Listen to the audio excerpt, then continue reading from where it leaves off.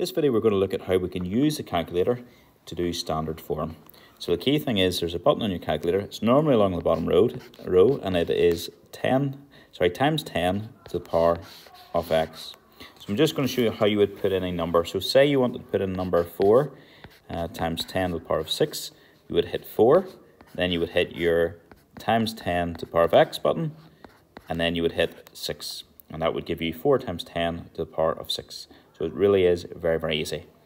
If you wanted to put in 3.2 times 10 to the power of minus 3, you would hit in 3.2 and then your times 10 to the power of x, and then there's a minus button along the left hand side, the left column. You'd hit minus 3 and then that would give you 3.2 times 10 to the power of minus 3. So we're going to have a wee look now at a couple examples and just do these directly on our calculator and see what we get. Okay, the first one says 4.262 times 10 to the power of 10, then minus 2.94 times 10 to the power of 4. Now you don't always have to use the brackets, but it's good to use the brackets, and it just makes it very clear to you that you're going to be putting it in correctly. So I'm just doing brackets 4.262, then the times 10 to the power of x button and hitting 10. Closing my bracket, and then I'm doing minus, opening my bracket and doing 2.94, and then times 10 to the power of 4, and then close my bracket, press equals, and what I get is 4.26199,706 times 10 to the power of 10, which I could write then to 3 sig figs. I could write that as just, it's going to be 4.26 times 10 to the power of 10 brackets 3 sig figs.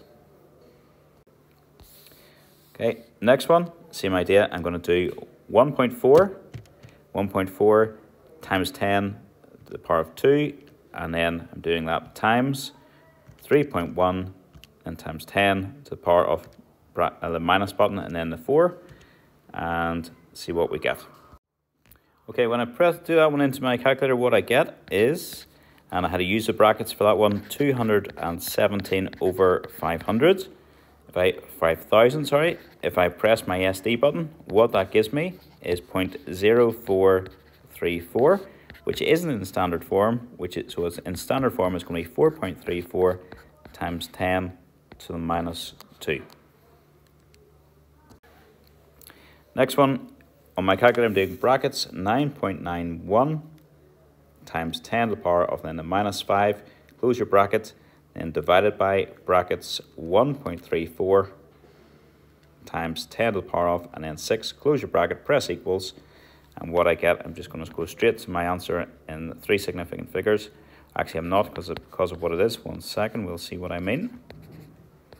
So that's, we have 7.395522 times 10 to the minus 11.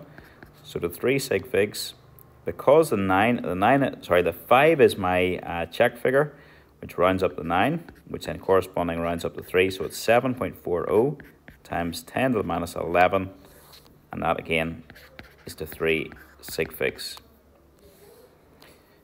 And my last one, doing this on my calculator, what I'm going to do is brackets 6 times 10 to the power of minus 22, close the bracket, and then it was plus, and then 7.191 times 10 to the power of minus 20, close your bracket, press equals, and what I have got is 7.251 times 10 to the power of minus 20, and that's what it is. I'll not bother rounding that one to 3 sig figs, and that is it.